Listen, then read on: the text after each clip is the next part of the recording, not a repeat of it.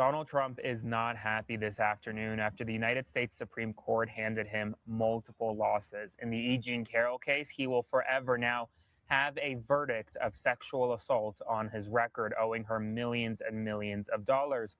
In the mail-in ballot case, well, Trump wanted mail-in ballots to be essentially disregarded, to eliminate mail-in voting. The Supreme Court said absolutely not.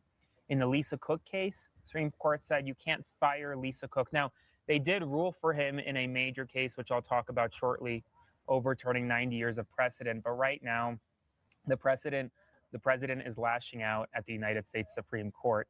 He's not happy because ultimately, based on what legal experts thought, today's rulings completely were different from what many thought. Many thought that he would win in a number of these cases. He did not. So like, comment, share, get the word out.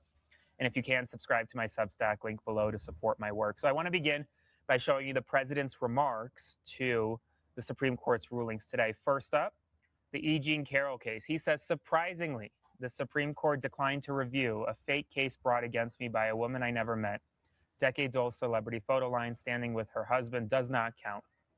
I will continue the fight against this weaponization and lawfare case against me, including the ridiculous claim of defamation, with all of my power and strength, he says. This case is really against the United States of America and all it stands for, and should never be allowed to happen to another president or candidate to be.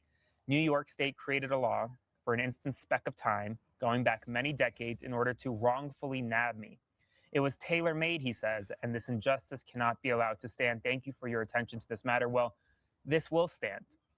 The Supreme Court's ruling is final. Now, the Supreme Court didn't rule on the merits of the case, didn't even touch it, didn't even want to touch it, because it was in a lot of ways a pile of garbage, a flaming pile of garbage, I would add, because the Supreme Court doesn't take cases simply because there's an evidentiary dispute on a lower court.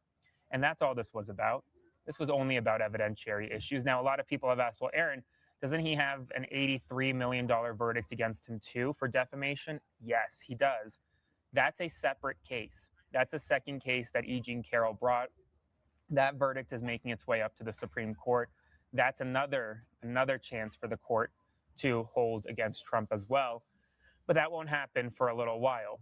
This ruling, though, is more of a stain on his legacy rather than a stain on his pocketbook. $5 million to the president is not much money, considering he has enriched himself to the tune of billions and billions of dollars.